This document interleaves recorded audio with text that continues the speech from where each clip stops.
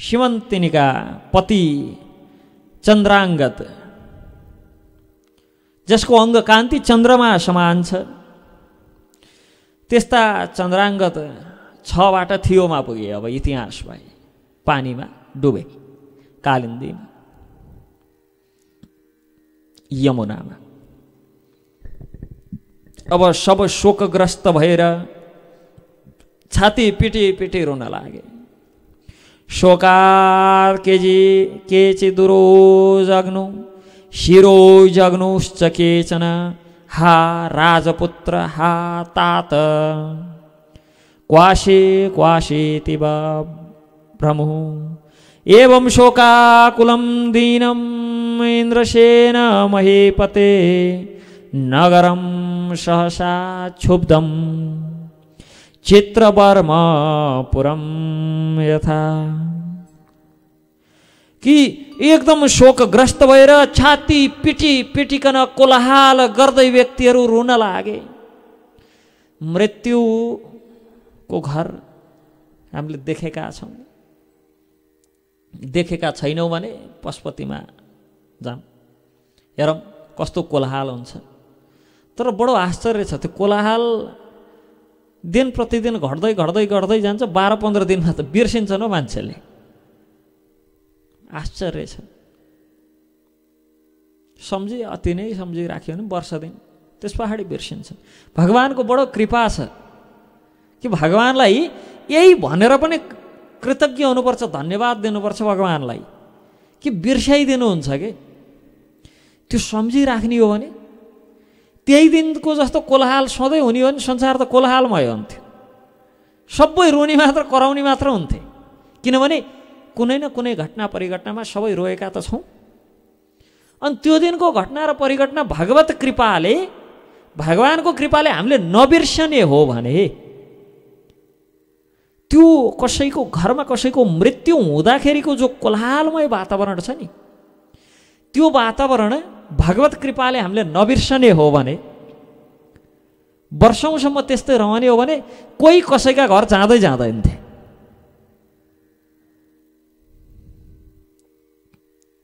त्यसकारण भगवत कृपाले बिस्तारै बिर्सिँदै जान्छन्। त्यो पहिलो दिन बडो कोलाहाल हुन्छ, तर बिस्तारै बिर्सँदै गइन्छ। छाती पिटी पिटिकन रुन्छन्। अनि के भन्दै रुन्छन्? हा राजपुत्र हा तात। कोही हे राजपुत्र भन्दै रुन्छन्, कोही हे तात भन्दै रुन्छन्। क्वासे क्वासेति बभ्रम। कहाँ गयौ हामीलाई छोडेर भन्दै रुन्छन्। सबैले त्यही भन्दै रुन्छन्। त्यही अगाडि नै सुताइरहेका हुन्छन्, लडाइरहेका हुन्छन् शरीरलाई। बिचारा यिनलाई चाहिँ भन्न मिल्थ्यो कहाँ गयो हामीलाई छोडेर भनेर, भेटे आइनन्। अरूको त्यही हुन्छ नि शरीर, तैपनि त्यसो भन्दै रुन्छन् हो सबै। हामीलाई छाडेर कहाँ जानुभयो भन्दै, कहाँ जाने हो त्यहीँ लडिरहेछन्। यसैबाट पनि थाहा हुन्छ कि त्यो हाम्रो आफ्नो भन्नु चाहिँ अरू नै कोही हो।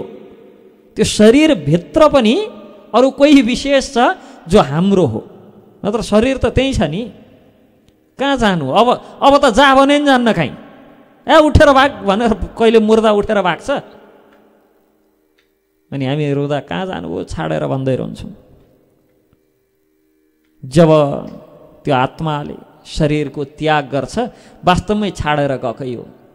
भलै साक्षात्कार भएको छैन हामीलाई, तर भाषागत रूपमा त्यहाँ चाहिँ हामी सही छौँ। त्यो सत्य हो। यो शरीरलाई जब आत्माले छाड्छ, त्यो चेतन तत्त्वले छोडेर जान्छ, तत्क्षण यो शरीर मुर्दा हुन्छ। यहाँ रुँदैछन् छाती पिटी पिटिकन यस प्रकार राजा इन्द्रसेनका तथा राजा चित्रवर्माको नगर बडो शोकाकुल भयो, दिन तथा क्षुब्ध भयो। राजा चित्रवर्मालाई वृद्धगण आदिले आश्वस्त गरेर बिस्तार नगरमा आएर आफ्नी पुत्रीलाई पनि आश्वस्त पार्न लागे, सान्त्वना दिन लागे। राजाले जलमग्न जो जलमा डुबेका ज्वाइँ साहबको समवस्यको शवदेह मगाएर, शवदेह त्यो एउटा लास बनाएर जो अन्त्येष्टि क्रिया सम्पन्न गरे सम्पन्न गर्दाखेरि के भयो? आगतै कारयामास साकल्यादौध्यदेकम्। अब यी साच सिमन्तिनी साध्वी, यी सिमन्तिनी नाम गरेकी साध्वी भर्तृलोकमती सती। भर्ती जहाँ मेरा पति जानुभयो म पनि त्यहीँ जान्छु भनेर सती जान तयार भइन्। तर पित्रा निषिद्धा स्नेहन, पिताले स्नेहपूर्वक निषेध गरे, कहाँ जानियो, नजाऊ। वैध्यव्यम प्रत्यपद्यत, तिमी पतिका साथमा वैद्य त्यो जल्न अग्निमा जानु पर्दैन, नजाऊ भनेर पिताले रोके। अनि हाम्रा अब फेरि विद्वानहरूको विषयमा चर्चा गर। यो एउटा कुरामा पनि बडो हामीलाई लगाउँछन्। जङ्गलीहरू जिउँदै मान्छेलाई घचेटेर चितामा पठाउँथ्यौ तिमीहरूले तिमीहरूका धर्ममा भनेर। यहाँ त त्यस्तो लेखा छैन। यहाँ त के भनेको छ भन्दा साच सिमन्तिनी साध्वी भर्तृलोकमती सती, कि सिमन्तिनी जो साध्वी थिइन् यिनी त भर्तृलोकमती। म मेरा पतिसँगै जान्छु, मेरा पति जहाँ जानुभयो म त्यहीँ जान्छु भनेर सिमन्तिनी पतिको चितामा आरोहण गरिसकिन्, भनेको चितामा गएर बसिसकिन्। कसैले पठाएको होइन, गएर बसिन्। बरु पित्रा निषिद्ध स्नेह बस पिता गएर हात समातेर तानेर लिएर आए। तानेर लिएर आउनेवाला घटनालाई यी द्रोहीहरूले, धर्म बेचुवाहरूले, विधर्मीहरूले सती घचेटेर पठाउँथ्यो भनेर लगाइदिए। कहाँ घचेटेर पठाउने हो? शास्त्रमा घचेटेरै पठाएको को छ खै?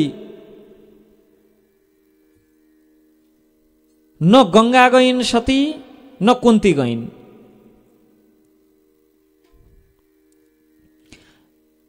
मत्स्यगन्धा पनि सती गइनन्। अनि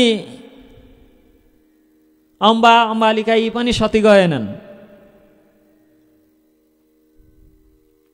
सती गएका घटनाहरू कहाँ कता सुन्न पाइन्छ र? जबरजस्ती ल्याएर चाहिँ शोकाकुल भएर बिचारा यहाँ सिमन्तिनी शोकाकुल भएर अब मेरा पति नै रहनु भएन, म के गर्न बस्ने? अहिले पनि त रुँदाखेरि मलाई पनि सँगै लानुहोस् भन्दै छाती पिटी पिटी रुन्छन् त मान्छे, रुन्नन् होइन? त्यतिखेर त आवेशमा गएर हाम फाल्दैन नि, बेर लाउन्नन्। त्यही भएर पनि घाटा सँगै नहिँड भन्छन् हो नि। आवेशमा आएर मान्छे जस्तो कहिलेकाहीँ एकदम चित्त दुख्या बेला मान्छेलाई बिख घोड्काइदिउँ कि पासो लगाउँ कि हुन्छ नि, फ्याट्टै अगाडि ल्याएर राखिदियो भने त घोड्काइदिन बेर लाउनु। त्यस्तै त हो नि। बडो शोकाकुल भएका हुन्छन्, त्यतिखेर विवेकले काम त गर्दैन, आवेशमा हुन्छन् मान्छे। अब आजकल त सम्बन्ध नै अब केमा टिक्छ थाहा छैन कुनी।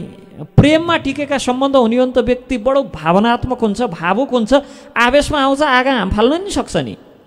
र यस्तो आवेशमा ज्यादातर स्त्रीहरू नै आउँछन्। लोग्ने मान्छेका नचाहिने कुराहरू बट्ठै बहुत हुन्छन् कि सोच्छन् कहाँ हाम फाल्ने हो, अगाडि यत्रो जीवन बाँकी छ भनेर टाउको खन्याउँछन्। बिचारा स्त्रीहरूमा भावना अलि ज्यादै हुन्छ, त्यो वात्सल्य ज्यादा हुन्छ। मातृशक्ति हुन् नि त, जननी हुन् नि त। मातामा जस्तो त्याग पितामा कमै हुन्छ। प्रकृतिले नै दिएको हो क्या। अब यो जबरजस्ती ल्याउँछु भनेर हुन्न, प्रकृतिले दिएको कुरो। जुन सुकै योनिमा पनि साँडे गोरुले बाछा बाछी चाटेर बस्या कसैले देखा छ? तर गाईले चाटेर बस्या सबैले देखा छन्। त्यस्तै हो त्यो। त्यहाँ पशुमा भावहरू अलि प्रष्ट रूपमा देखेको, मान्छेमा पनि करिब करिब त्यस्तै हो। आमाहरूलाई बच्चाको सिँगान दिसा पिसाब केहीसँग पनि घिन लाग्दैन। खाँदै गर्दा पनि सिँगान पनि पुस्दैन भ्याउँछन्, डाइपर फेर्दैन नि भ्याउँछन्। बाहरू अलि उता लगेर गर्न यता पोखरी भन्न लाग्छन्। विशेष प्रेम हुन्छ क्या माताहरूमा, त्यो मातृवात्सल्य हुन्छ। त्यो विशेष प्रेम भएका कारण आवेशमा आएर हाम फाल्न नि सक्छन्, त्यहाँ अग्निमा सती जान सक्छन्। त्यही भएर लाँदैनन्। कतै स्त्रीलाई ए मलामी हिँड भनेर मलामी लगेको कतै सुन्या छ? अब आजकल अब सबै हामी अब धनीमानी देशका व्यक्तिहरू एक्सपोर्टमा हामी एकदम अगाडि छौँ। जनशक्ति सबै एक्सपोर्ट गरेका कारण गाउँघरमा मलामी नै पाइने छोडेर स्त्रीहरू पनि जानुपर्ने अवस्था आयो, संस्कार संस्कृति निमेट भएर। अब बेवकुफ डुकुलन्ठु धुन्धुकारीहरूका हातमा चाहिँ सत्ता सुम्पिएको अभिशाप स्त्रीहरूलाई मलामी जानुपर्ने दिन आए। छोरीहरू ढिकुरू बारेर बस्नुपर्ने दिन आए। अब छैनन् कोही पनि केही पनि गर्ने, मलामी नगर भयो त अब लास कहिलेसम्म राख्ने हो र घरमा? जो छन् तिनै जानु पर्यो। अब जनशक्ति त हामी फेरि अब निर्यातमूलक देशमा बसेका मान्छे निर्यात गर्छौँ। गर्दै एउटा छ निर्यात, बाँकी सबै त आयातै गर्ने हो। नत्र शास्त्रले त निषेधै गरेको छ नि स्त्रीहरूलाई त मलामी जान। किन? त्यो भावनात्मक प्रेम जो छ, अनि भावनाका अगाडि विवेक निदाउँछ, सुत्छ,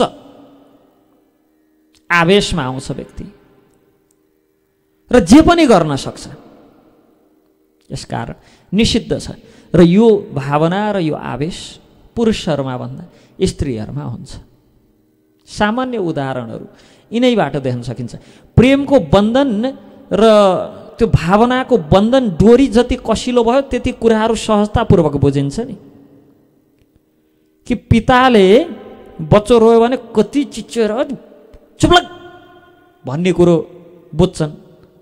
माताले त्यही अवस्थामा भोका आएको पनि बुझ्छन्, ज्वरो आएको पनि बुझ्छन्, भन्नु पर्दैन, स्वतः बुझ्छन्। र त्यो मेरी माताले मात्र बुझ्नुहुन्थ्यो, मेरी आमाले बुझ्नुहुन्थ्यो भने सबैले बुझ्छन्। स्त्रीहरूले जननी हुन् नि त, त्यो वात्सल्य लिएर आएका हुन्छन्, त्यो प्रेम र त्यो भावना लिएर आएका हुन्छन्। भक्ति भजनमै पनि पुरुषले भन्दा स्त्रीहरूले अलि छिटै प्रगति गर्छन्। व्रत तीर्थमा पनि अलि छिटै प्रगति गर्छन्। भलै मरिमेटेरै लाग्दाखेरि पनि दुईटा सँगसँगै हुँदा पनि पत्नीहरूले अलि छिटो गर्न सक्छन्। किन? यस्ता कार्यहरूमा त्यो प्रकृति प्रदत्त विशेष शक्ति हुन्छ। र या यिनी त चढिसकिन्, चितामा आरोहण गरिसकिन्, चितामा गएर बसिन्। चितामा गएर बसिन्, म पनि मेरा पति जता म पनि त्यतै, अब म पनि जाने हो। पति सँगसँगै पति भर्तृलोकमिति, जुन लोकमा जुन गति मेरा पतिलाई प्राप्त भयो म पनि त्यही गति प्राप्त गर्ने हो। जङ्गलमा थिए पाण्डु दुईटा पत्नीका साथमा। माद्रीलाई कसैले जाऊ सती भनेर पठाएको होइन नि, कुन्ती जान लागे थिइन्। त्यहाँ त दुईटा श्रीमतीको कम्पिटिसन परिरहेको थियो, म त जानियो पतिसँगै भनेर। ती बिचारा पाँचवटा पाण्डव नभए कुन्ती पनि गइदिन्थिन् होला। कुन्तीले के भन्छन् माद्रीलाई, तिमी मेरा छोराहरूलाई हेरेर बस, म जान्छु मेरा पतिसँगै। माद्रीले हजुरले बिना विभेद यी पाँचवटालाई हुर्काउन सक्नुहुन्छ, यो कुरामा म विश्वस्त छु, म मेरा पतिसँग जान्छु। कम्पिटिसन पर्यो जानलाई। त्यहाँ त कोही थिएनन् नि जबरजस्ती घचेट्ने चितामा। आफ्नै छोरीले गाउने, यहाँ तान्ने मान्छे हुँदाहुँदै त गइदिन खोजे। बिचारा पिताले गएर तानेर लिएर आए। निषेध गरे पर्दैन जानु भनेर। चिताबाट उठाएर आफ्नी छोरीलाई घर लिएर आए र छोरी वैदव्यपूर्ण जीवन व्यतीत गर्न लागिन्। सीमन्तनीले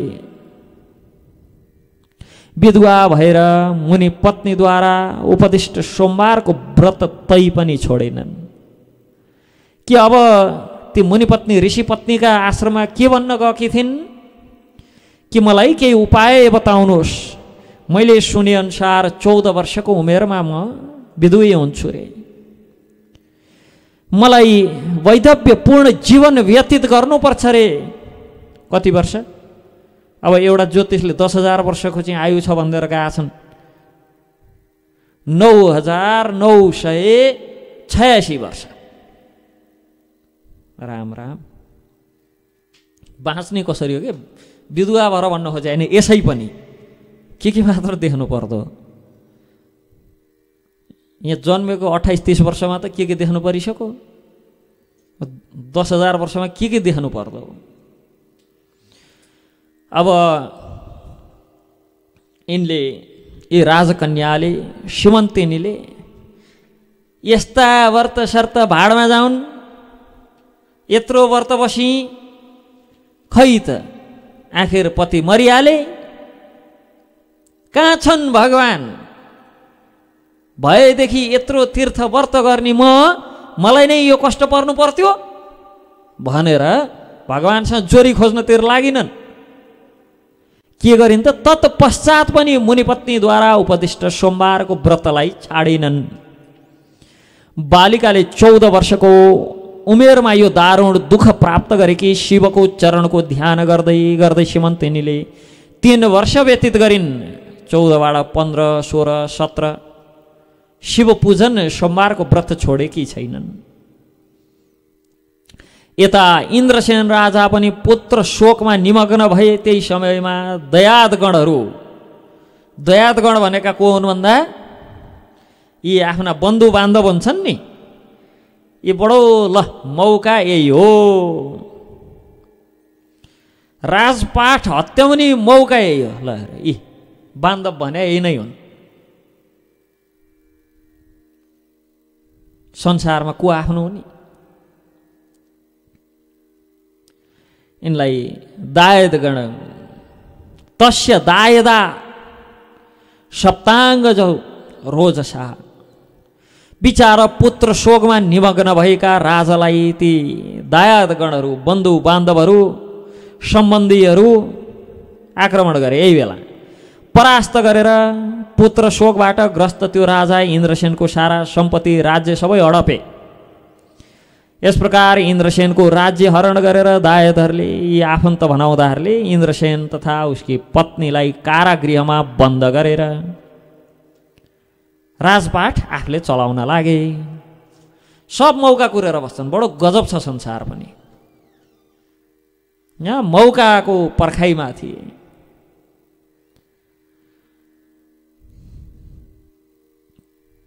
दुःख पीडामा साथ सहयोग।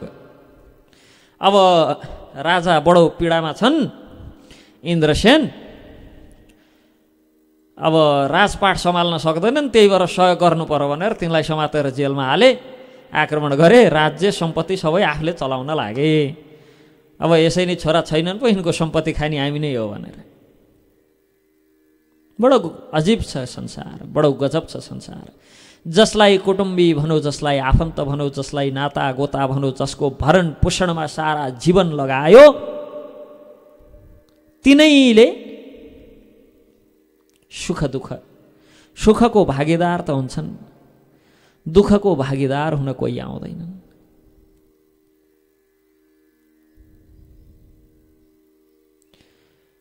सबै इन्द्रसेनको राजपाठ सबै खोसियो।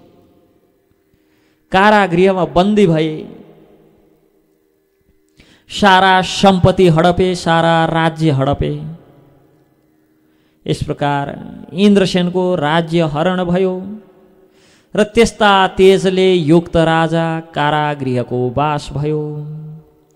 उता त्यो जो डुबेको छोरो चन्द्राङ्गद थियो, चन्द्राङ्गद यमुनाको जलमा डुब्दै जाँदै गर्दा कतिपय नाग स्त्रीहरूले देखे। जल क्रीडारती स्त्रीहरूले राजपुत्रलाई डुब्दै गरेको देखेर समातेर नागलोकमा लिएर गए। महाभारतमा पनि प्रसङ्ग आउँछ, भीमलाई बिचारा डुबाएको मार्नलाई भनेर समातेर ती नागलोकका बासिन्दाहरूले नागलोकमा लगेर दुनियाँ भाँति चाहिँ के खुवाएर झन् बलियो बनाएर फिर्ता पठाइदिए। त्यस्तै यहाँ ती राजपुत्रलाई डुब्दै गरेको देखेर नागलोकमा लिएर गएर राजपुत्रलाई नाग स्त्रीहरू तक्षकको परम अद्भुत रमणीक पुरीमा लिएर गए। राजपुत्रले यस प्रकार त्यो नगरीमा पुगे पछाडि बडो आश्चर्यचकित भयो। म त कता कालिन्दीमा यमुनामा डुबिरहेको थिएँ, एक्कासी यस्तो भव्य दिव्य दरबारमा कहाँबाट आइपुगेँ। त्यो जो पुरी थियो तक्षकको राजभवन महेन्द्र भवन समान महारत्न किरण आदिबाट प्रदीप्त हीरा तथा वैदुर्य आदिद्वारा बनिएका सयौं महलहरूले परिपूर्ण, मणि माणिक्य गोपुर युक्त मुक्तादामबाट उज्जवल भएका चन्द्रकान्त आदि मणिले भूमि सज्जित भएको, रम्य स्वर्णद्वार युक्त हजारौं मणिद्वीपहरू प्रज्वलित भएको त्यो सभामा राजपुत्रले पन्नगपति तक्षकको महल दरबार सभा देखे, जहाँ रत्न आदि जडित सिंहासनमा तक्षक बसेका, पन्नगाधिप सयौं फणले शोभयमान, दिव्य वस्त्र धारण गरेका, रत्न कुण्डल धारण गरेका, नाना रत्नबाट जडित मुकुट आदि लगाएका, चित्र विचित्र रत्नबाट भूषित फण एवं मणिबाट युक्त असंख्य नाग प्रवरगणद्वारा उपासित रूप यौवनको माधुर्य विलास आदिबाट सुशोभित हजारौं नाग कन्याले चारैतर्फबाट घेरेर राखेका, दिव्य आवरणबाट दीप्त अङ्ग भएका, दिव्य चन्दन आदिबाट चर्चित कालाग्नि समान दुर्दर्श तथा तेज सूर्य समान भएका तक्षकको दर्शन गरे।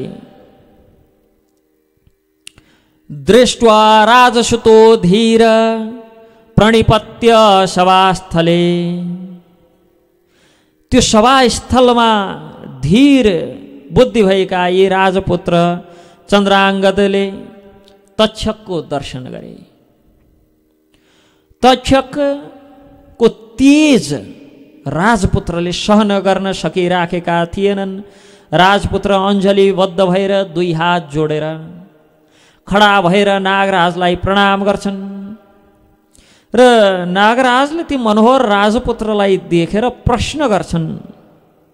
नागराजोपि दृष्ट्वा तम दृष्ट्वा राजपुत्रम मनोरमम, र प्रश्न गर्छन् को यम कस्माद् यायतैति पप्रच्छन्न पन्नगिः। प्रश्न गर्छन् कि यो को कहाँबाट आयो। नागराजले यस प्रकार प्रश्न गरे पछाडि नाग स्त्रीहरू भन्छन्, यमुना जलमा अचानक हामीले देखेका हौँ, यसलाई यसको नाम तथा कुल थाहा छैन। यही अवस्थामा हामीले भेट्यौँ, समातेर लिएर आयौँ। अथ पृष्ठो राजपुत्र तक्षकेण महात्मना कस्यासि तनय कस्त्वं को देश कथमागतः। राजपुत्रो वचः श्रुत्वा तक्षकं वाक्यम अब्रवीत्। तब महात्मा तक्षकले राजपुत्रसँग प्रश्न गर्छन्, कस्यानि तनय कस्त्वं को देश कथमागतः। तिमी कसका छोरा हौ, को हौ, तिम्रो नगर कहाँ छ, यहाँ कसरी आयौ।